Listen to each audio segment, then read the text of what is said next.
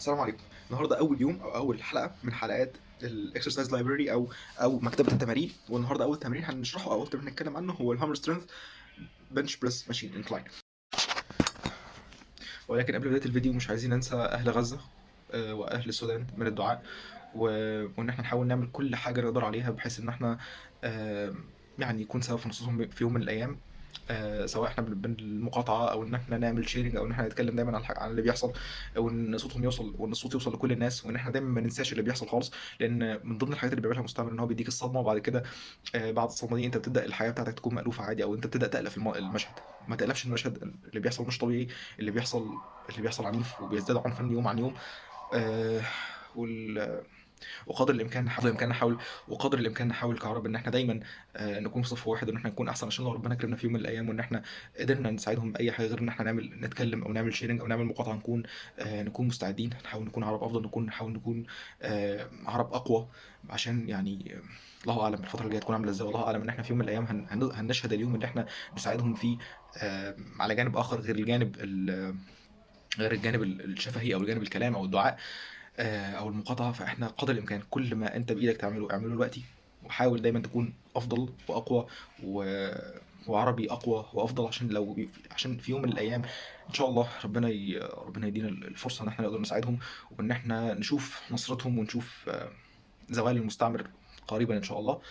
آه، لا تنسوا الدعاء، ولا تنسوا المقاطعه، ولا تنسوا اي حاجه انتوا بتعملوها، ولا الكلام ولا الشيرنج. ان شاء الله ربنا يكون يجعلنا سبب في نصرتهم في يوم من الايام، سواء زي ما احنا بنعمل كده دلوقتي، او لو اكرم ربنا وان احنا فعلا قدرنا نكون نساعدهم باي حاجه تانية غير الشيرنج والمقاطعه، وان احنا نكون فيزيكالي معاهم آه، ونحضر او نشوف زوال المستعمر في يوم من الايام. في التمرين ده هو من التمارين القويه جدا لعضله الصدر، وهو بيحمل في وضعيه الانقباض. ليه بيحمل في وضعيه الانقباض؟ لان احنا لو جينا نشوف ميكانيكس الجهاز هنلاحظ ان هو الوزن كل ما انت بتقفل الجهاز او كل ما انت بتعمل انقباض، كل ما الجهاز بعد عن الفالكرم او المفصله. يعني لو جينا نحسبها كده بايو ميكانيكالي في الوضعيه اللي احنا هنلاقي ان ده مثلا الجهاز ودي المفصله. المسافه دي، اقرب خط عمودي هنا هيكون هيكون ابعد او هيكون اقرب، اسف. ده كده ابعد. يعني هنا مثلا لو جينا نبص على ال الميكانيكس بتاعت الجهاز هنلاقي ان الجهاز هنا بيكون هنا المسافه دي ابعد ما يمكن عن الفالكرم. يعني في الوضعيه دي بيكون الوزن بعيد عن المفصله. فبالتالي الجهاز ده، او نقدر نقول ان الهامر سترينث ماشين بنش بريس بتحمل اكتر في وضعيه الانقباض. طيب، وهو ده بيماشي شويه، او نقدر نقول ان هو التمرين ده بيماشي السترينث كيرف بتاعنا. ان انت مثلا لو انت شخص مثلا بتكون قوي فين مثلا في تمارين البريس. انت مثلا بلعب تمارين بريس، انا بكون اقوى حاجه وانا في الوضعيه دي. لو انا مثلا بلعب بالدمبل او حاجه وتخيل انك ماسك دمبل، وانت ايدك فوق كده فانت بتقدر تشيل وزن في وقت طويل، لكن وانت تحت كده ما تقدرش تشيل وزن تقيل. فالجهاز ده بيماشي الموضوع ده، بيماشي ان انت وانت فوق قادر تشيل وزن كبير، او قادر ان هو الوزن يكون اتقل عن طريق التغير الميكانيكس بتاعت الجهاز، او تغير او بعد وقرب الوزن عن الفالكرم او المفصله. بيماشي السترينث كيرف بتاعك. فاجهزه الهامر سترينث في البنش بريس كويسه جدا، على عكس مثلا تمارين الظهر انت بتقول ان احنا بنكون اقوى حاجه في وضعيه الاستطاله. فبالتالي اغلب اجهزه الهامر سترينث مش بتماشي ده.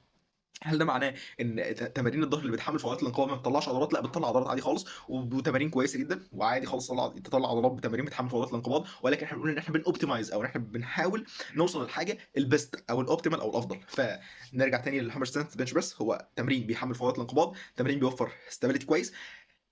زاويه الجهاز ده ممكن نقول ان هي بتحمل اكتر على الالياف العلويه للصدر، او الياف الكلافيكولار هيد بتاعت الصدر. ولكن ده برضو خلي بالك، ده لا يمنع ان السيت اب بتاعك على الجهاز مهم جدا. مش معنى ان اي جهاز الكيرف بتاعه ماشي لفوق يبقى انت تقعد عليه وخلاص، لا.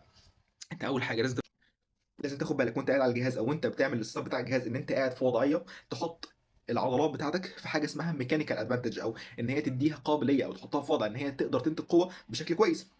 يعني مثلا هنا انا قاعد في وضعيه تخلي دراعي اخد 45 تقريبا درجه كده مع مع كتفي، بحيث ان انا وانا بتحرك، ومع علمي ان الياف الصدر العلويه ماشيه في الاتجاه ده كده، اخده الاتجاه ده. فانا بالتالي هقعد في وضعيه تخليني تسمح لي ان انا امشي كده، ان انا بماشي او بالاين الجهاز مع نفس الاتجاه بتاع الالياف بتاع الصدر العلوي. هل ده معناه ان او مثلا الاسترنال هيد والكوستال هيد مش هتشتغل معايا؟ لا، هتشتغل معايا بشكل كويس جدا. ليه؟ لان الصدر من ضمن عضلات الصدر او البكتوراليس ميجر، هي وظيفتها هي حاجه اسمها الهوريزونتال ادكشن، او ان هي تقرب دراعك من جسمك للجنب. فبالتالي الجهاز يستهدف الصدر بشكل كامل او عضلات الصدر بشكل كامل، ولكن مينلي او بشكل اساسي اكتر او بشكل مركز اكتر على الياف الصدر العلوي او الكلافيكولار هيد. طيب هنكمل كده. هنلاحظ ان هنا انا قدر الامكان محاول الريست بتاعي او بحاول إن المفاصل بتاعتي تكون استاجد على الجهاز قدر الامكان، يكون مفصل الساعد بتاعي وكوعي الاين مع الجهاز او على نفس الخط. هنلاحظ ان هنا لو جينا مثلا نزوم هنا شويه كده، هنلاحظ ان انا حاطط نفسي في وضعيه تسمح لي ان انا ازق الجهاز باحسن افشنسي. لان انا مثلا لو انا ايدي عامله كده مثلا والجهاز مثلا في وضعيه انا تحت كده والجهاز نازل كده وباقي مفاصلي كده، انا كده مش في الادفانتج او مش حاطط نفسي في وضع يسمح لي بان انا انتج قوه بكفاءه كويسه من عضلات الصدر. انا كده حاطط نفسي في وضعيه ان الجهاز لا، في الوضعيه اللي تحت انا مش قادر احط القوه اللي طالعه من صدري او العضلات بتاع جسمي عامه مش منتقله بشكل كويس للجهاز. يعني مثلا لو انا في الوضعيه دي كده والجهاز مثلا انا عامل ايدي كده والجهاز نازل كده، يعني هنا كده كده مش ماشي في نفس الخط بتاع ايه بتاع المفاصل بتاعتي، مش استاجد على المفاصل، فبالتالي انا مش هقدر انقل القوه، هنقل القوه من مفاصلي بشكل كويس للجهاز او من عضلاتي بشكل كويس للمفاصل للجهاز. هتلاقي ان الدنيا عندك او اوزانك مش احسن حاجه، وهتلاقي ان انت مش موزون بشكل كويس. فانت حاول تخلي نفسك ستاجد بشكل كويس، تحاول تخلي نفسك قاعد في وضعيه تحاول تخلي من خلالها تحط دراعك في وضعيه 45 تقريبا درجه مع جسمك. تحاول انت بتزق تخلي مفاصلك كلها استجد على يعني على بعضها بشكل كويس. تحاول تخلي الجهاز متماشي مع الياف الصدر بتاعتك بشكل كويس. تحاول تخلي البريسنج بتاعك او رجليك في الارض رجليك في الارض تكون في وضعيه كويسه تسمح لك ان انت تعمل ليج درايف كويس، او الليج درايف ده بيخليك تقدر تتزن بشكل احسن ويديك ثبات في مفاصل كتفك اكتر ويخليك يساعدك اكتر انك تشيل اوزان بشكل افضل.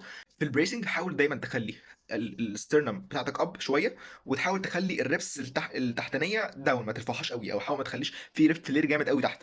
كده كده بيبقى في شويه ريب فلير، بس انت قدر الامكان حاول تخلي الدايفرام بتاعك او حاول تخلي الحاجز بتاعك منقبض بشكل كويس، او تحاول انت تعمل كونتراكشن قدر الامكان في الكور بتاعك من الاخر. يعني لان انت لو فكيت خالص بطنك وانت رفعت صدرك كله ورفعت عملت قرش من كل ظهرك كده كامل من غير ما تكون عامل بريسنج كويس، انت كده ما عملتش حاجه. انت حرفيا كده قللت المدى او زي ما تقول حاطط ماشي صدرك في ادفانتج، ولكن خسرت بريسنج. والبريسنج من اهم الحاجات اللي انت لازم تكون محافظ عليها اثناء اي تمرين بريس او اي تمرين رو. البريسنج او ان الكور بتاعك يكون مشدود بشكل كويس، دي من اكتر الحاجات اللي هتخليك تقدر تشيل اوزان بشكل كويس تحافظ على الاستابيليتي بتاعتك. لو انت فقدت البريسنج الاستابيليتي بتاعك ضاع. فاحنا هنا هنرجع تاني النقط ستاجد. مفصل ستاجد على الجهاز، بزق في وضعيه تسمح لي ان انا اعمل ريكروتمنت للصدر العلوي كويس. السيت اب بتاعي او القعده بتاعتي، الارتفاع الكرسي، الليج درايف، البريسنج الكور، الانجيجمنت اللاتس. حاول دايما تخلي اللاتس بتاعتك انجيج وانت بتلعب، ما تسيبش اللاتس بتاعتك خالص. انت برضو اللاتس من ضمن الكور، اللاتس اذا كور. طول ما اللاتس مشدوده، طول ما انت الكور بتاعك ثابت اكتر، طول ما انت الكتف بتاعك برضو ثابت. فكل النقط دي خلي بالك منها وانت بتلعب. ودايما من ضمن الكلوز اللي انت بتلعب بيها ان انت تحاول تخلي الاثنين بايسبس يقربوا من بعض. تخلي الاثنين بايسبس انا بزق اهو، عايز اخلي العضله دي تقرب من دي اهو كده، بس عن طريق عضلات صدري. ولازم او لو انت شخص مبتدئ او لو انت شخص مش بتعرف تعمل ريكروتمنت كويس لصدرك، حاول دايما من غير ما تكون بتلعب او وزن خفيف، حاول دايما تعمل الكلو ده. حاول تخلي الاثنين بايسبس يقربوا من بعض. حاول تعمل ريكروتمنت او تشوف انهي احسن باترن بالنسبه لك انك من خلاله تعمل تشغل عضلات الصدر بتاعتك او تقدر تزق بعضلات الصدر بتاعتك. بريسنج، ستاكينج، ليج درايف، كور، لاتس. ده من اهم الحاجات اللي انت لازم تاخد بالك منها، والسيت اب بتاعك طبعا بتاع الجهاز. والعب بوزن مناسب. بس وحاول تلعب بشده كويسه، يعني قرب من الفشل العضلي او اوصل له لو انت مثلا في اخر مجموعه. انا هنا كنت بحاول اوصل اجيب عدات كمان ولكن ما قدرتش.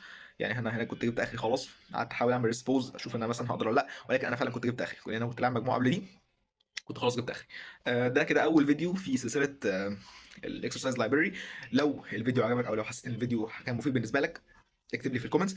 ولو عايزين فيديوهات زي دي كمان اكتبوا لي في الكومنتس. السلام عليكم.